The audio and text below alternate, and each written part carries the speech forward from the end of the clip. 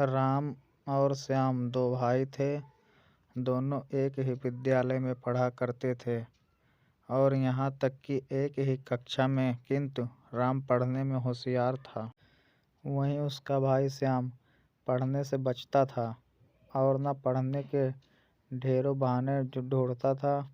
राम के दोस्त पढ़ने वाले थे और श्याम के दोस्त न पढ़ने वाले और काम चोरी करने वाले थे।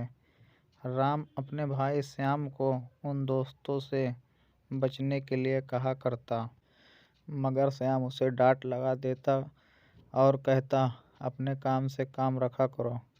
श्याम के दोस्त घर से स्कूल जाने के लिए निकलते और रास्ते में कहीं और चले जाते।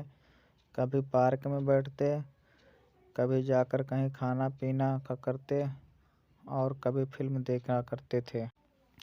श्याम भी उनकी संगति में आ गया और वह भी धीरे धीरे स्कूल जाने से बचता रहता।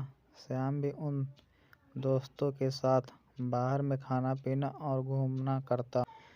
राम उसके इस प्रकार की धोखाधड़ी से बहुत चिंतित था। श्याम से परीक्षा में फेल होने की बात भी कही, मगर श्याम ने नहीं मानी। एक दिन की बात है, श्याम स्कूल जा रहा था। उसके दोस्त मिल गए और उन्होंने कहा, आज स्कूल नहीं जाना है। हम सभी अपने दोस्त हरि का जन्मदिन मनाएंगे और बाहर खाना पीना करेंगे और खूब मज़ा करेंगे। पहले तो श्याम ने मना किया, किंतु दोस्तों के बार बार बोलने पर वह उनके साथ चला गया। श्याम और उसके मित्र ने खूब पार्टी करी और उस दिन स्कूल नहीं गए।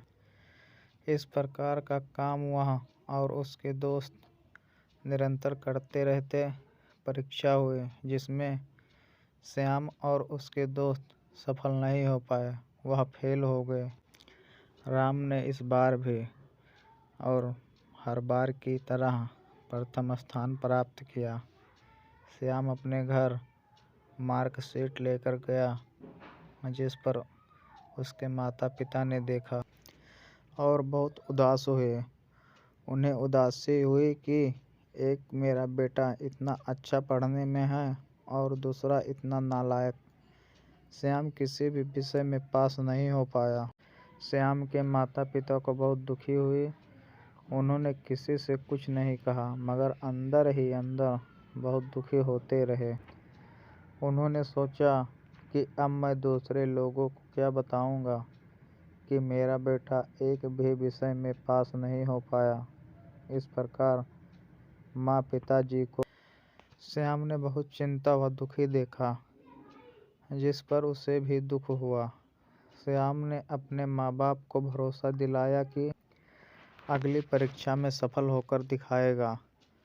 श्याम ने अपने उन सब दोस्तों को छोड़ दिया जिन्होंने उसकी सफलता में उसका मार्ग रोका था। उन सभी छल और कपट करने वाले दोस्तों को छोड़कर अपनी पढ़ाई में ध्यान लगाया। नतीजा यह हुआ कि साल भर की मेहनत से वह परीक्षा में सफल ही नहीं अपितु विद्यालय में सर्वोच्च स्थान प्राप्त किया। इस पर उसके माता पिता को बहुत खुशी हुई है और अपने पुत्र श्याम को गले से लगाया, उन्हें शाबाशी दी। श्याम को पता चल गया था कि जैसी संगत मिलेगी वैसा ही परिणाम मिलेगा। नैतिक शिक्षा, जैसी संगति में रहते उससे वैसा ही गुण आता है, अर्थात अच्छी संगति से संगत करना चाहिए।